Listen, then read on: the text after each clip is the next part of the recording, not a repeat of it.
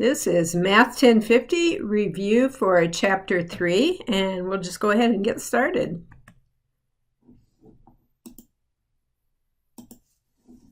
The first thing I want to do is look at this rational function f of x equals 3x squared plus 7x minus 6 over x squared plus x minus 6. And we will first of all find the domain. Well, to find the domain, we're only interested in the denominator. For the denominator, I want to factor x squared plus x minus 6. That factors into x plus 3 times x minus 2.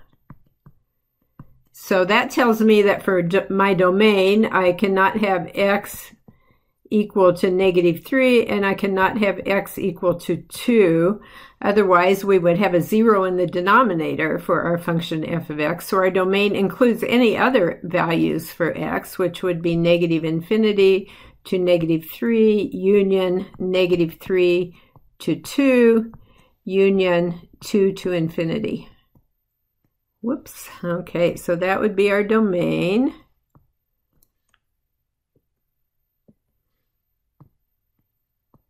And I'll go ahead and circle my answer here. And then moving right on, the next thing I want to look for is, are there any holes for this function? Well, to find holes, we also need to factor the numerator. So if I factor the numerator, I will have, looks like 3x minus 2 times x plus 3. Let me double check that that works. Foiling these two together, I would have 3x squared plus 9x minus 2x. That would give me the plus 7x in the middle and then minus 6. So it works. Okay, well, as you notice, we have a common factor between the numerator and denominator. In fact, that would be x plus 3. What I'm going to do is rewrite my function f of x as equal to 3x minus 2 over x minus 2. But I want to make sure that I remember that whatever I do with this function now, x cannot be equal to negative 3, because negative 3 is still not in the domain, even though we've rewritten our function a bit here. Well, this does tell me that I have a hole at x equals negative 3. That's a missing point on the graph. And for my hole, I also would like to find out what the y-coordinate of that hole is. So I'm going to use the simplified version of f of x, which would be y equals 3x minus 2 over x minus 2, noting that x cannot be equal to negative 3. And I'm going to plug in this case in negative 3 for x. So I'd have 3 times negative 3 minus 2 over negative 3 minus 2. That would give me a y-coordinate of negative 9 minus 2 would be negative 11 over negative 5. So that tells me that my hole is going to occur at the point on the graph where x is equal to negative 3 and y is equal to 11 over 5. So this is where our hole on the graph is. And then we're going to go on the same function, but I want to find some other things here. I want to find the x-intercepts. Okay, so to find the x-intercepts, I'm going to write the simplified version of my function. I'm going to write f of x equals 3x minus 2 over x minus 2, noting that x is not equal to negative 3. My x-intercepts occur when y equals 0, or when 0 equals 3x minus 2 over x minus 2. The only way that a fraction can equal 0 is if the numerator equals 0. So that tells me I have to have 3x minus 2 equal to 0 to have an x-intercept, or that would be 3x equals 2, x equals 2/3. I have one x-intercept, and that x-intercept occurs at the point when x is 2/3 and y is 0. We like to write intercepts as ordered pairs. And then before moving on, let's find the y-intercept. The easiest way to find the y-intercept is to look at my function, and I would have y equals, I'm going to set the x's equal to 0, so I'd have 3 times 0 minus 2 over 0 minus 2, giving me negative 2 over negative 2, or 1. So we have a y-intercept at the point 0, 1. Okay, so putting the information that we already have here, we have a hole at -3 11/5, intercepts 2/3 0 0 1. We still need to find the vertical asymptotes here. So to find the vertical asymptotes, I look at this factor of x minus 2 that remains in the denominator. I set x minus 2 equal to 0 and get a vertical asymptote of x equals 2. This is my only vertical asymptote. It's a line, so I want to make sure I put x equals 2. The horizontal asymptote, if I look at the degree of the numerator is 1. The degree of the denominator is 1. If the degree of the numerator is the same as the degree of the denominator, then our horizontal asymptote is going to be the line y equals the leading coefficient of the numerator, 3 here, over the leading coefficient of the denominator, which is 1 in this case. So I'm going to have a horizontal asymptote of y equals 3. All right, moving on. I wanted to graph this function. Well, I'm going to move my horizontal asymptote down here, y equals 3. Forgot that I had a graph coming up on this same page. Let's erase this. And we'll go ahead then and sketch the graph. Okay, so what do I know about the graph? I have a hole at -3 11/5. That's going to be a little more than 2. So we just put a big open circle here at that point. We have intercepts at 2/3 0. I'll put a point there on the graph. We have an intercept at 0 1 right here on the graph. And I have a vertical asymptote of x equals 2. Let's see if I can sketch that on here.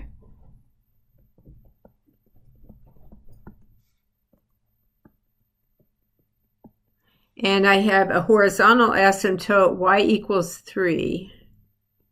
I'm assuming that each of these tick marks represents 1 unit, which is usually my assumption unless I number them differently.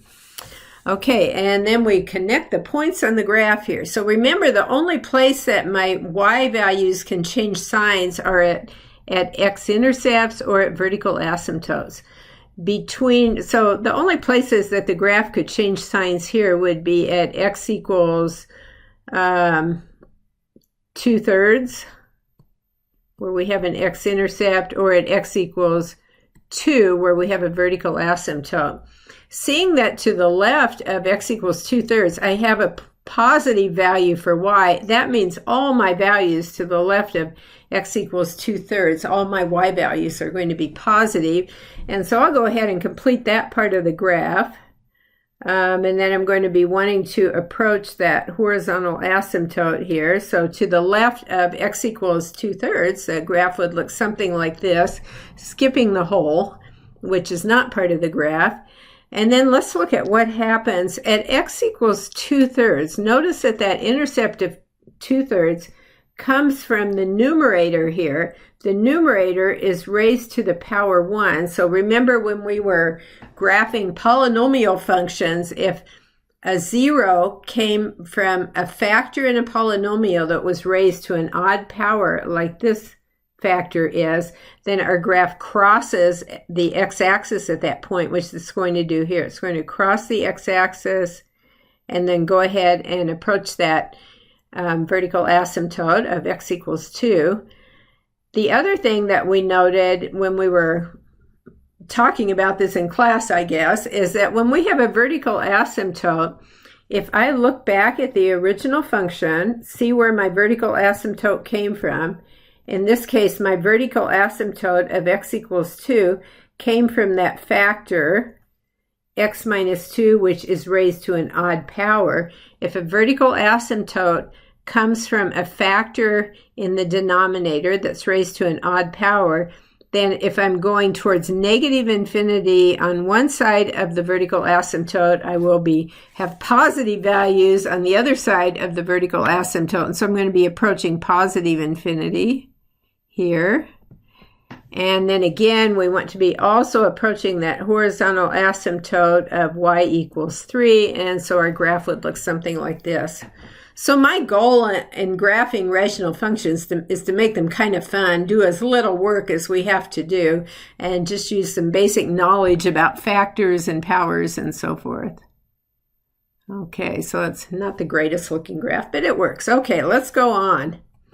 We have another function, g of x equals x squared minus 4x plus 4 over x cubed plus x squared minus 12x. And the first thing I'm going to look for again is the domain. The domain I find from the denominator. Here the denominator factors into, whoa, we need a couple factors here. X, a couple factorizations. We factor out an x first of all. So we have x times x squared plus x minus 12. And then we factor again to get x times x. What have we got? We have plus 4 times x minus 3. Okay, double check that that works. X squared plus 1x minus 12, that works. And the domain comes totally from looking at the denominator. We can totally figure out what the domain is. And so I want to make sure here for my domain, I see that x cannot be equal to 0. X cannot be equal to -4. X cannot be equal to 3.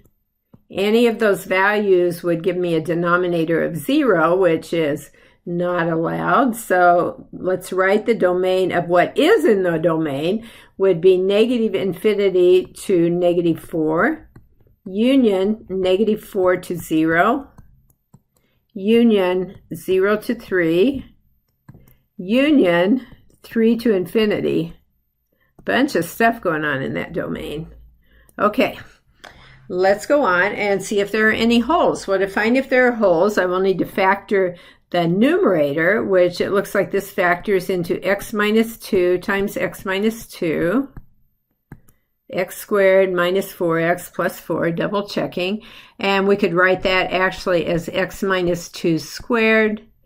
So are there any holes? There's nothing I can cross out here, and so we're just going to say none.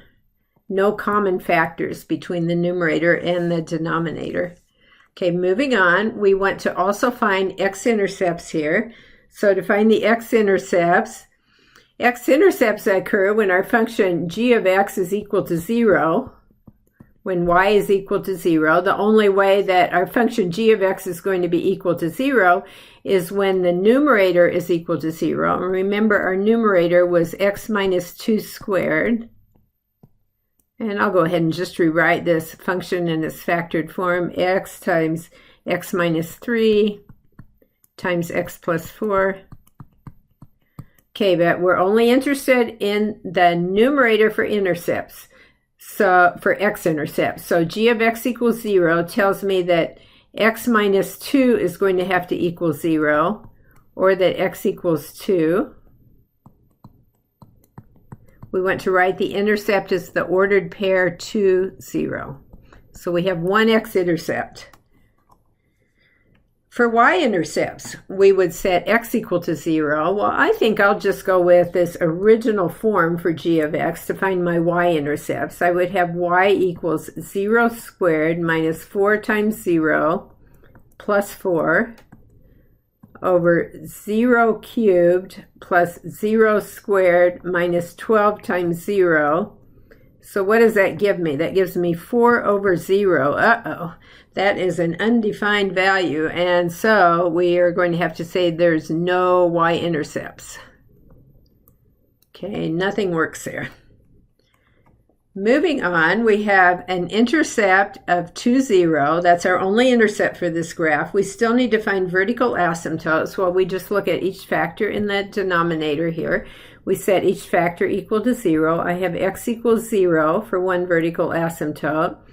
If I set x minus 3 equal to 0, I get x equals 3 as a second vertical asymptote. And if I set x plus 4 equal to 0, I get x equals -4. So this particular function, the graph is going to have 3 vertical asymptotes. For horizontal asymptotes, you know what? It's actually easier to look at the original format of g of x to find horizontal asymptotes. We look at the degree of the numerator and the degree of the denominator. If the degree of the numerator is less than the degree of the denominator, which it is here, then I'm going to have a horizontal asymptote of y equals 0. Okay, so my horizontal asymptote is y equals 0. We'll go ahead then and graph this function. So let's start with putting our x-intercept on the graph. That occurs at the point 2, 0. We'll put our vertical asymptotes on here. X equals 0. It doesn't show up real well, but I'm putting a dashed line along the y-axis. X equals 3.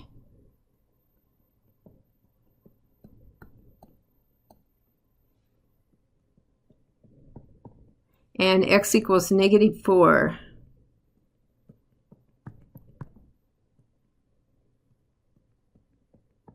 So always when you're graphing, show these asymptotes.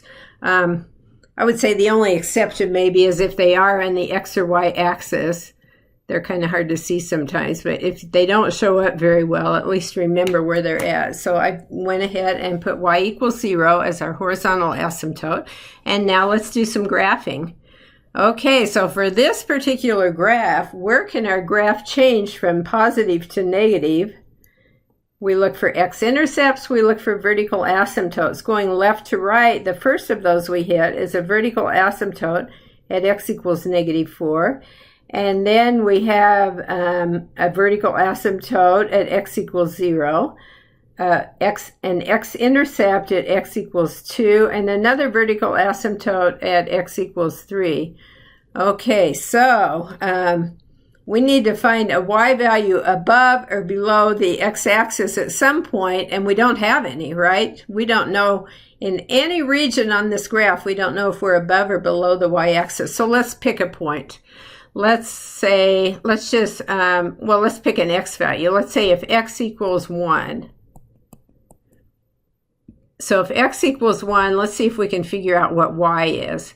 Well, if x equals 1, then y is going to equal, plugging my x value of 1 into this function, we would have 1 minus 2 squared over 1 times 1 minus 3 times 1 plus 4. And let's see, that simplifies to -1 squared is 1 over 1 times -2 times 5. -2 times 5 is -10. So we're going to have -1/10. And so we would have a y, we would have a point on our graph of x equals 1, y equals -1/10. That would be the point 1, -1/10. So we would be just barely below the x-axis somewhere at this point. Notice I didn't put a scale on the y-axis. I'm not even going to pay too much attention to that. But what I do know is between the y-axis, between x equals 0 and between x equals 2, all my values for y are going to be negative. So if I look to the left of x equals 2, I'm going to be coming down below the x-axis, and then I'm going to have to be approaching this vertical asymptote. That's kind of a sloppy graph. I think I'll try to fix that. Sometimes it works, sometimes it doesn't. Let's just try to clean that up a little.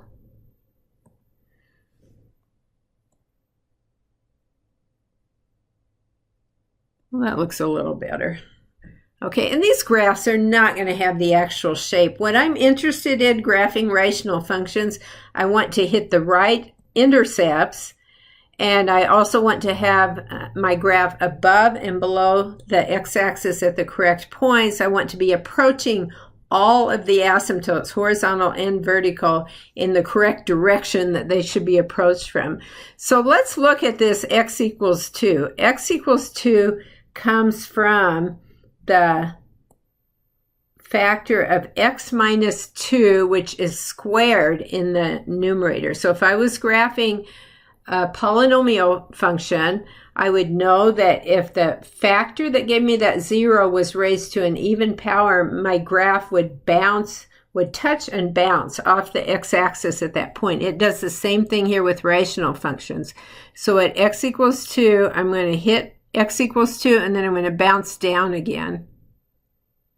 And I'm going to approach that vertical asymptote of x equals 3. Okay, so we've got a little bit of the graph done.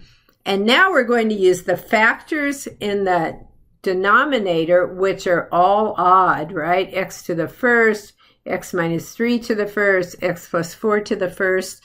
That means at each vertical asymptote, I'm going to be changing directions. So as I'm approaching x equals 3 from the left, I'm headed down towards negative infinity.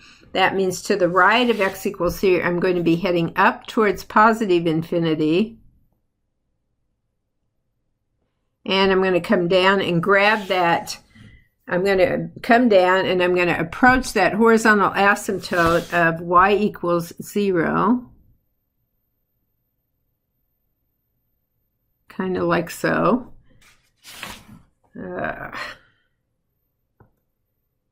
This is the hardest part of this, is trying to get these graphs to look decent. Let's try that once more.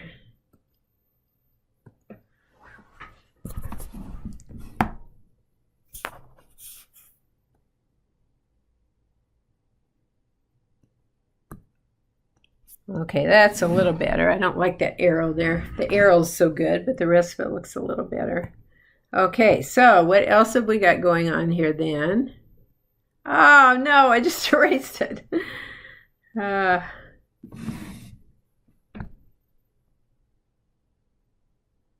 Okay, this is probably way off from what it really looks like, but it's a little smoother, so that's a good thing. Okay, so at x equals 0, I'm headed down towards negative infinity to the right of that vertical asymptote. To the left, then, I'm going to be headed up towards positive infinity, like so. And I never touch the x-axis here, so I'm going to actually just come down. And I can't cross the x-axis. I can't go to the other side. I have to stay above the x-axis until I get over here to negative 4. So let's just, our graph's going to look something like that. Okay, kind of a U shape there. Then at x equals negative 4, that vertical asymptote comes from a factor in the denominator raised to the odd power of 1. And odd power tells us that we change direction on the other side of that asymptote. And so we're going to be heading down towards negative infinity. And we can't cross the x-axis, so our only task here is to come back up and approach that horizontal asymptote of y equals 0. Like so. Okay, so there we go. There's a graph. And we'll go ahead and look at the next problem. Here we have h of x equals x squared minus 1 over x plus 2. And again, we're going to start by finding the domain.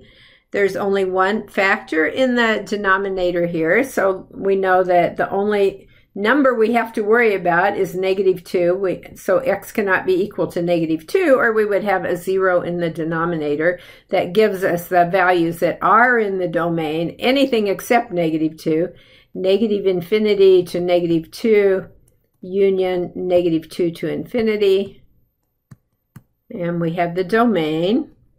How about wholes? Well, if we factored the numerator here, we're going to have x minus 1 times x plus 1 over x plus 2. No similar factors between the numerator and denominator, so there's no wholes. Well, let's go on. And what else do we want to do with this function? We want to find the x-intercepts. X-intercepts occur where y equals 0, or the only places where y will equal 0 are where the numerator is 0. So to find the x-intercepts, we set each factor in the numerator equal to 0. We get x equals 1 or x equals negative 1. Thus we have x-intercepts of negative 1, 0, and 1, 0. For the y-intercept, we go, it's easier to use usually our original function. We're just going to set x equal to 0. We'd have y equals 0 squared minus 1 over 0 plus 2. We get negative 1/2, and so our y-intercept is the point on our graph, 0, negative 1/2. And there we have our 3 intercepts. Moving on to asymptotes, vertical asymptote is going to occur when our one factor in the denominator of x plus 2 is set equal to 0, and we solve for x, get x equals negative 2. Our vertical asymptote is this line, x equals negative 2. The other thing we have going on with this function, notice the degree in the numerator is 2. The degree in the denominator is 1. If the degree in the numerator is exactly 1 more than the degree in the denominator, we have a slant or oblique asymptote. In this textbook that we're using, we usually call it a slant asymptote. But you might see an oblique asymptote as well. So let's see if we can find that. The way that we find a slant asymptote is we take the denominator, x plus 2, we divide the denominator into the numerator, which here is x squared plus 0x minus 1. You could also use synthetic division if you liked. And so we see how many times does x go into x squared? Well, it goes into x squared x times. X squared over x equals x. We could think of it that way. And so then we take x times x plus 2. That would give us x squared plus 2x. We're going to subtract here. If we subtract, we end up with x squared minus x squared is 0, 0x minus 2x, negative 2x, and then we bring down the minus 1 there. And then x goes into negative 2x, negative 2 times, or if you want to, another way you can do that is just take negative 2x divided by x equals negative 2. That tells us that we want a minus 2 here. Negative 2 times x plus 2 gives us negative 2x minus 4. Again, we're going to subtract. And what do we get? We get negative 2x minus a negative 2x is 0. Negative 1 plus 4 is 3. 3 is our remainder. And for finding slant asymptotes, we ignore the remainder. We're only interested in our quotient here of x minus 2. So what is our slant asymptote? It's actually the line, where shall I write this? Our slant asymptote is the line y equals x minus 2. So we have a vertical asymptote, we have a slant asymptote. And I put them all here together, the intercepts, the asymptotes, and then we're going to graph this function. So to graph the function, let's start by throwing the intercepts on there. Negative 1, 0, 1, 0, 0, negative 1/2. We put our vertical asymptote on of x equals negative 2.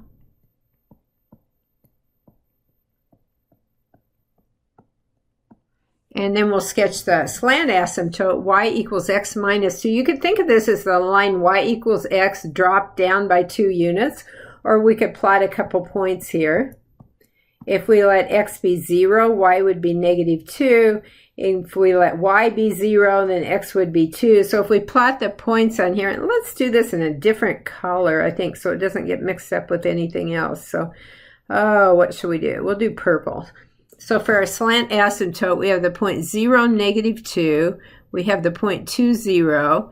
And we just sketch the straight line that goes through those 2 points.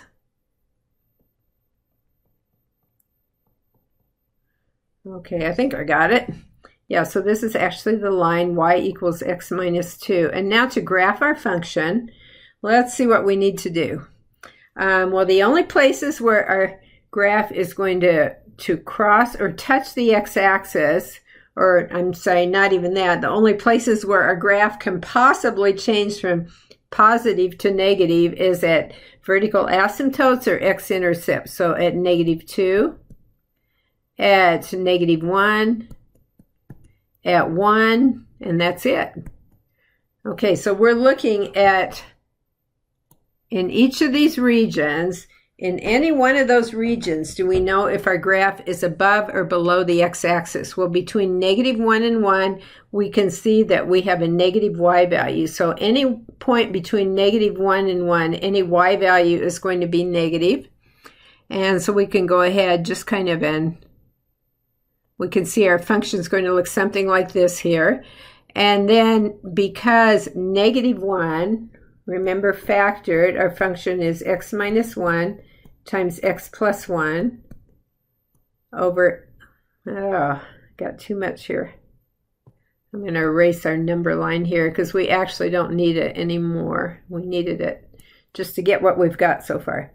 So we factored into x minus 1 times x plus 1 over x plus 2. So our zeros of x equals 1 and x equals -1 and x equals 1 each came from a factor in the numerator that is raised to the first power. That means that each of these points on the x-axis we're going to cross from negative to positive.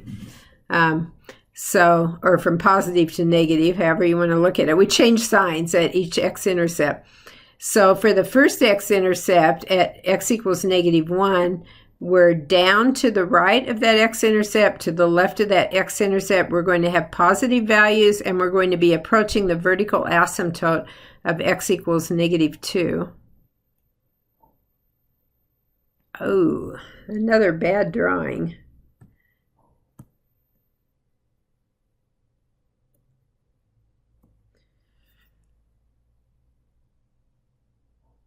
Okay, something like that. Okay, to the right of x equals 1, we're going to have to come up above the x-axis because we have to cross there.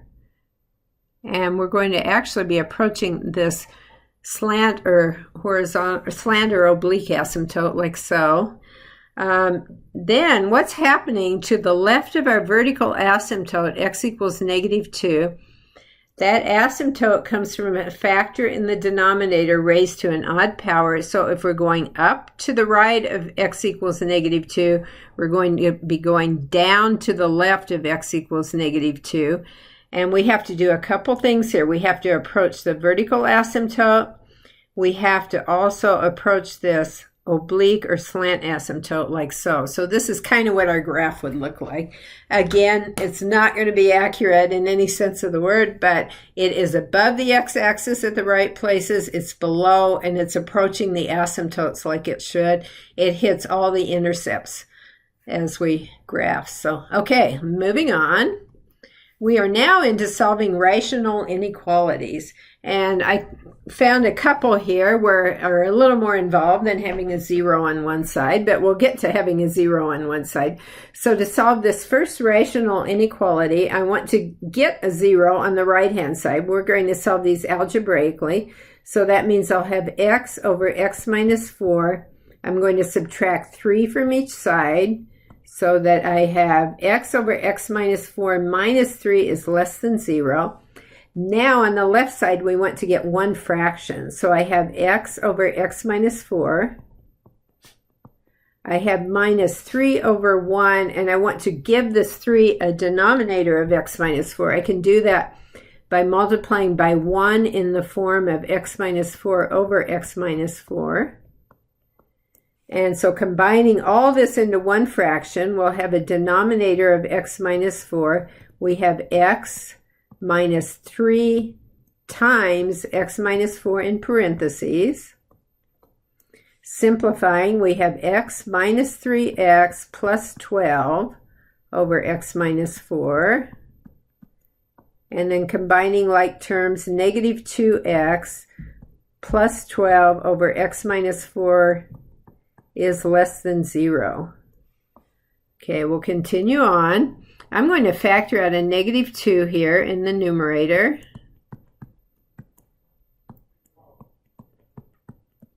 Then I want to set each factor equal to 0 to find my numbers of interest on a sign chart.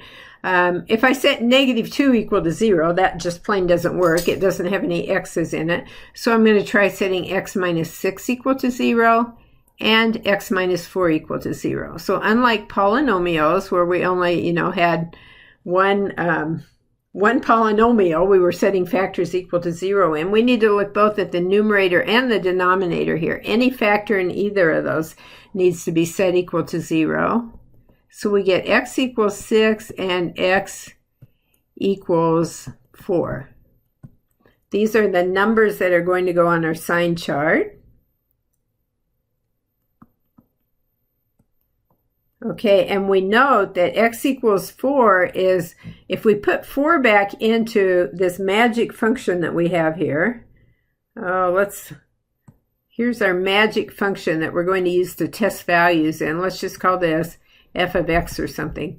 So in our magic function f of x, if we put 4 back in there, we would have an undefined result, wouldn't we? So I'm just going to write u and d, where we have 4 on the sign chart. And at x equals 6, if I put 6 in there, I would actually have my function f of x being equal to 0. So we'll just put, we have a 0 here. Okay, what I'm interested in now are do I have positive or negative values of f of x in each of the regions between my undefined values and my zeros? Well, let's start by testing some numbers.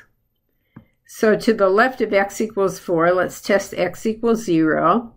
If I do that, I have -2, so I'm going to have a negative number times 0 minus 6 is negative, over 0 minus 4 is negative.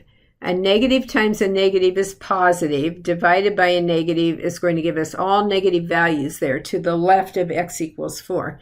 Again, I can pick any number to test between 4 and 6, and 5 is obviously the easiest. If I come up here to test 5, I have -2 is still negative, 5 minus 6 is negative, 5 minus 4 would be positive. So I'm going to have a negative times a negative, which gives me a positive value divided by a positive value. All the y values of f of x between 4 and 6 will be positive. To the right of x equals 6, let's try x equals 8. So if I plug 8 into my function, I have negative from -2, 8 minus 6 is positive, 8 minus 4 is positive.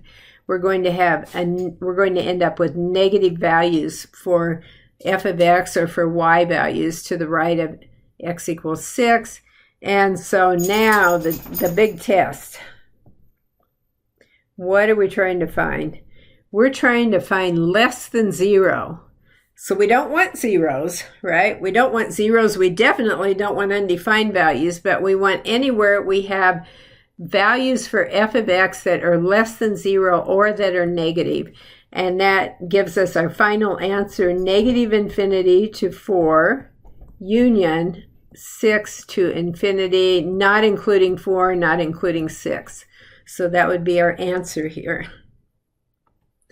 We have another rational inequality to solve. This time we have 4 over x plus 1 is greater than or equal to 3 over x minus 5. I'll start by getting a 0 on the right-hand side. I'll have 4 over x plus 1 minus 3 over x minus 5 is greater than or equal to 0. I'll just subtract 3 over x minus 5 from both sides to get that 0 on the right there. And then we want one fraction again. So if I make this into one fraction, it's going to have a common denominator of x plus 1 times x minus 5. To put 4 is already over x minus 1. To put it over x minus 5 as well, I would need to multiply 4 times x minus 5 over x minus 5. For 3, I would need to multiply 3 over x minus 5 times x plus 1 over x plus 1. So I'd have minus 3 times x plus 1.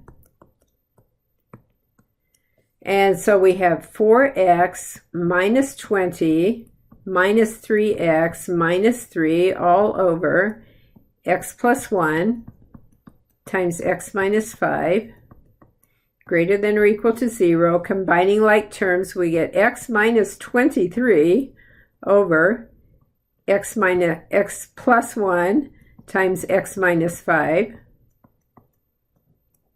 Again, greater than or equal to 0. And now let's look at each factor. We have 3 factors here. If we look at all the factors in the numerator and the denominator, we have x minus 23, we have x plus 1, we have x minus 5. I'll set each of those factors equal to 0, solve for x. We have x equals 23, x equals negative 1, x equals 5. And let's put these 3 values on 3 numbers on a sign chart going from smallest, negative 1, to largest, which is, so we have negative 1, 5, 23 on our sign line. Let's look at where these values came from in our function, which we'll call, well, again, like just take this rational expression to the left of the inequality sign. We'll again call it f of x. If we think of this as f of x, if I would plug negative 1 in for x here, I'd have a 0 in the denominator. That's going to be undefined. If I plug 5 in for x, I'd have another 0 in the denominator, again undefined. However, if I plug in 23, that goes into the numerator. That would give me a 0 in the numerator, resulting in a function value of 0. And now we need to do some testing. So let's test a number in each region. To the left of negative 1, let's let x be equal to negative 3, say. And if I test negative 3, I'm going to have negative 3 minus 23, negative. Negative 3 plus 1, negative. Negative 3 minus 5, negative. Notice we have an odd number of negatives here, and that is actually going to result in y values being negative. A negative divided by a negative times a negative would be a negative divided by a positive. And so we're going to have all negative values to the left of x equals negative 1. Between negative 1 and 5, we could try x equals 3. Plugging 3 in here for x into our function, 3 minus 23 is negative. 3 plus 1 is positive. 3 minus 5 is negative. We have a negative divided by what's going to be a negative, giving us positive values between x equals negative 1 and x equals 5. Between x equals 5 and x equals 23, let's choose x equals 10. 10 minus 23, negative. 10 plus 1, positive. 10 minus 5, positive. We're going to end up with negative y values between 5 and 23. To the right of x equals 23, let's pick 50. We can pick any number we like in that region. And then going back to our function, 50 minus 23 is positive. 50 plus 1 is positive. 50 minus 5 is positive. A positive number divided by a positive number is positive. So to the right of x equals 23, all of our y values will be positive. The only thing we have left to do is to determine what we're looking for here. Well, we're looking for greater than or equal to 0. With the equal sign included here, that means we want zeros. With the greater than sign, that means we want positive values. So greater than or equal to 0 is going to include these choices that I've circled in green here. And let's see what we end up with. So we're not including negative 1 or 5, but we're including values between negative 1 and 5. So we have negative 1 to 5 union. We are going to include 23, so we'll use a square bracket for 23. And then we have 23 to infinity. And so here is our final answer here. Negative 1 to 5, union 23 to infinity, including 23. Okay, that's our answer here. And that's about all there is for this chapter. For reviewing for your exam, which is coming up soon, I would say look at the Math 1050 final exam that would be posted in your Canvas modules towards the bottom there. Look at version 2A from fall 2017. Problem number 15 comes from somewhere in this chapter 3. And then if you look at the final exam from summer 2018, you can also look at problem number 14 if you want some extra practice getting ready for the exam. Also, for sure, look at the chapter 3 worksheet, and you should be good to go. Any questions you have, make sure to send me a message that you need some help, and I'll try to get back to you as soon as I can. And that is all for this review of chapter 3.